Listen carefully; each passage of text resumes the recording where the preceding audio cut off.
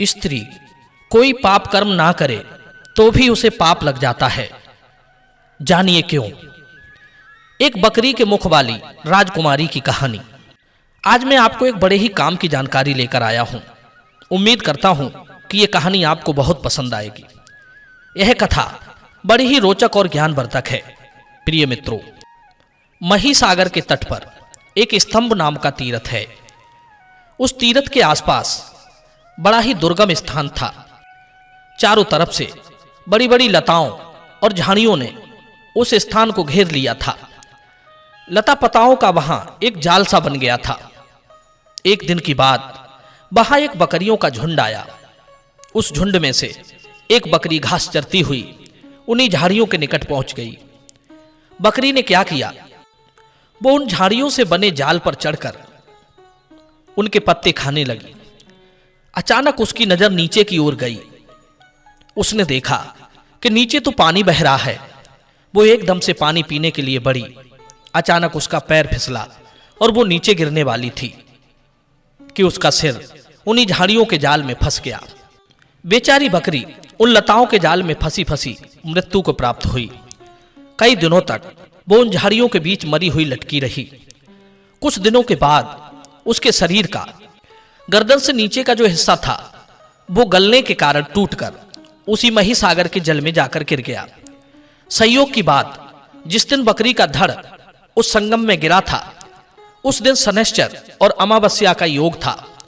उस बकरी का सिर तो उन लताओं के जाल में ही फंसा रह गया, लेकिन शेष शरीर महिसागर के जल में गिर गया।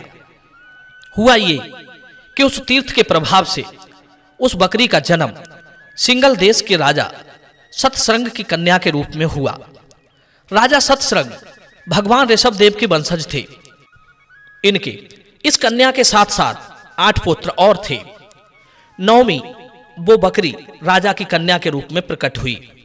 वहां उसका नाम कुमारी पड़ा। कुमारी के अंदर हैरान करने वाली एक विशेष बात थी। उसका पूरा शरीर तो स्त्री का था, पर मुख बकरी के जैसा था। राजा सतसृंग के यहां सबसे पहले बेटी का ही जन्म हुआ था, इसलिए राजा उसे 100 बेटों से भी अधिक प्रिय मानते थे। कुमारी को वैसे तो सब लोग बहुत प्यार करते थे, पर जब वे उसके बकरी के मुख को देखते थे तो थोड़ा विस्मय में पड़ जाते थे। राजा और रानी को भी इस बात का बड़ा दुख होता था कि हे भगवान, यदि किसी बेटे का ऐसा मुख होता तो एक बार को देखा भी जा सकता था, पर बेटी तो बेटी है। बेटी को पराये घर भी जाना होता है। यदि बेटी कुरूप होगी तो यह दुनिया कैसे उसे स्वीकार करेगी। मित्रों, ये दुनिया के लोग भी बड़े अजीब होते हैं। यदि कोई कन्या गुणवान है और ईश्वर ने उसे थोड़ा कुरूप बना दिया है तो ये उसे स्वीकार नहीं करना चाहते। यदि वो कन्या सुंदर हो, भले ही गुणवान ना हो, तो भी लोग उसे पाने का प्रयास करते हैं।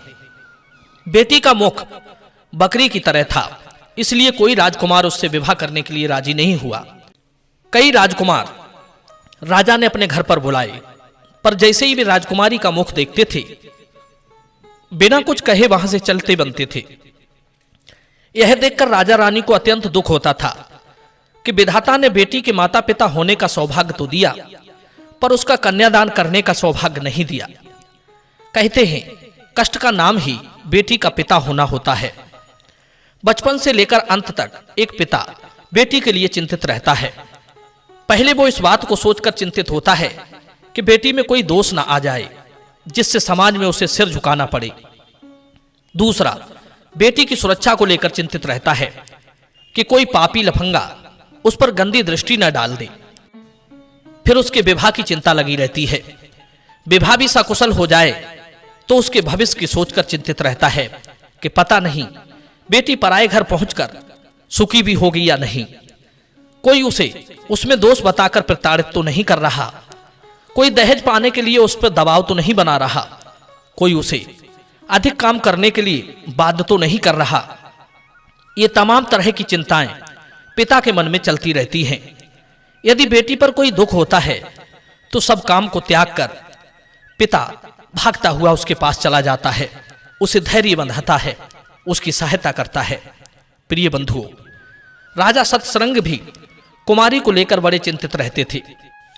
बेटी कभी अपना मुख देखकर दुखी ना हो, इसलिए राजा ने उसे कभी दर्पण नहीं देखने दिया और ना ही उसने अपने महलों में कभी कोई दर्पण लगवाया।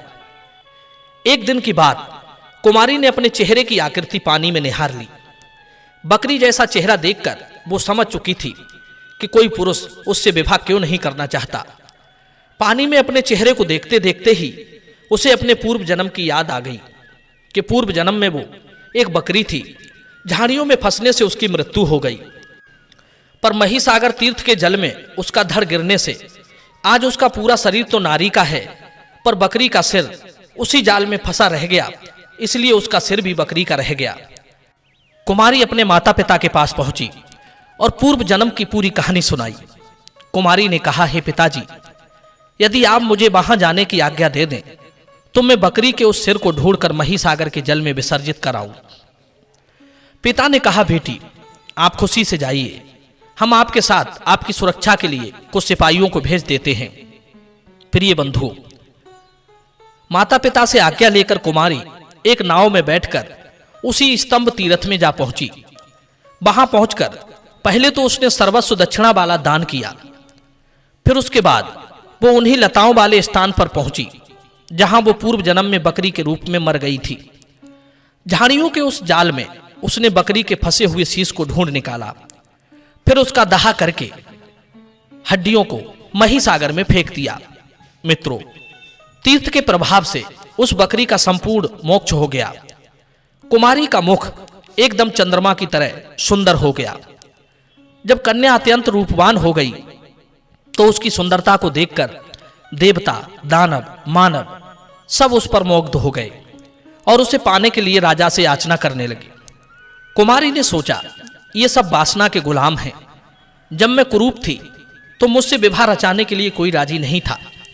आज मेरे सुंदर बदन को देखकर सब मेरी ओर लालायत हो रहे हैं। मैं इन विषयी और स्वार्थी लोगों से कभी विवाह नहीं रचाऊंगी। मेरा पति वो होगा जो मेरे शरीर से नहीं आत्मा से प्यार करता हो, और आत्मा से प्यार करने वाला इस जगत में सिर्फ एक ही पुरुष है, और वो है भगवान। दुनिया वालों में और भगवान में इतना ही अंतर होता है। दुनिया वाले तुम्हारे सुंदर तन से प्यार करते हैं, तुम्हारे धन से प्यार करते हैं। धनहीन होने पर और बूढ़ा होने पर दुनिया वालों का आपके प्रति प्रेम नहीं रहता, पर ईश्वर का प्रेम शाश्वत है। आप चाहे कुरूप हो जाएं, बूढ़े हो जाएं, किसी भी योनि में चले जाएं, पर ईश्वर का प्रेम आपसे कभी कम नहीं होता। तो मैं ऐसे पति को लेकर क्या करूंगी जो आज है और कल मेरा त्याग कर दे। मैं तो उसे अपना पति बनाऊंगी जो एक बार पकड़ ले फिर कभी मेरा हाथ ना छोड़े। प्रिय बंधुओं, यही सोचकर कुमारी ने अत्यंत कठोर साधना शुरू कर दी। तपस्या करते करते कई वर्ष बीत गए। तब भगवान महादेव ने उसे दर्शन दिया और उसे वर मांगने को कहा। तब राजकुमारी ने वरदान मांगा, हे महादेव, आज से आप इसी तीर्थ में निवास करेंगे, यही मेरी प्रार्थना है। भगवान शिव ने भी उसकी प्रार्थना स्वीकार कर ली। मित्रों, जिस जगह कुमारी ने बकरी के सिर का दाह किया था, उसी स्थान पर उसने एक शिवलिंग की स्थापना की, जिसमें हमेशा हमेशा के लिए भगवान शिव विराजमान हो गए। वो शिवलिंग बकरेश्वर के नाम से प्रसिद्ध हुई। वहां पर एक घटना और घटी। यह आश्चर्यजनक समाचार सुनकर नागराज स्वास्तिक कुमारी को देखने के लिए तलातल लोक से आया। जिस स्थान पर वो पृथ्वी को फोड़कर निकला था, वो स्थान स्वास्तिक कूप के नाम से आज भी जाना जाता है। भगवान बकरेश्वर के ईशान कोण पर वो आज भी स्थित है। उस कुएं को गंगा मैया ने अपने जल से भर दिया था, इसलिए वो तीर्थों का फल देने वाला बन गया। मित्रों, उस समय कुमारी के पिता ने इस भारतवर्ष के 9 भाग किए थे। उनमें से 8 भाग तो अपने 8 बेटों को दे दिए और 9वां भाग अपनी पुत्री कुमारी को दे दिया। उसी दिन से नवखंड प्रसिद्ध हो गए, जिनके नाम इस प्रकार हैं। पहला खंड इंद्रदीप खंड, दूसरा कसेरु खंड, तीसरा ताम्रदीप खंड, चौथा गवस्त्यमत खंड, पांचवा नाग खंड, छठवां सौम्य खंड, सातवां गंधर्व खंड, आठवां वरुण खंड, नौवां कुमार का खंड। मित्रों, आगे चलकर इन 9 खंडों को 72 भागों में बांट दिया गया।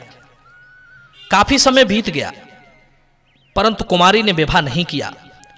तब एक दिन भगवान महादेव ने प्रकट होकर उसे दर्शन दिया और उससे कहा, हे कुमारी, मैं देख रहा हूं कि तुम अभी तक कुंवारी बैठी हो। तुमने अभी तक किसी के साथ विवाह नहीं रचाया है। तुम नहीं जानती, जिस स्त्री ने अपने जीवन में पति का वरण नहीं किया है, अर्थात जो अविवाहिता है, उसे स्वर्ग और मोक्ष की प्राप्ति नहीं होती है। स्त्री को किसी न किसी का वरण अवश्य करना चाहिए, तभी उसका उद्धार होता है। मित्रों, भगवान शिव के कहने पर कुमारी ने महाकाल को ही अपना पति बना लिया और उनके साथ शिवलोक को चली गई।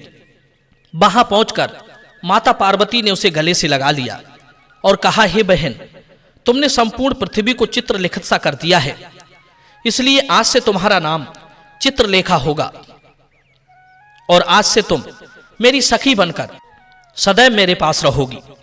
प्रिय बंधुओं, इसी चित्रलेखा ने बाणासुर की पुत्री उषा को द्वापर युग में चित्र द्वारा अनिरुद्ध का परिचय दिया था। चित्रलेखा योगिनियों में सर्वश्रेष्ठ महाकाल की प्राण वल्लभा बनी।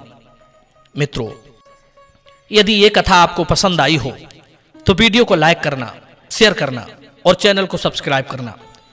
अगली वीडियो में मिलते हैं एक नई चर्चा के साथ। आप सभी का बहुत बहुत धन्यवाद। जय श्री कृष्ण।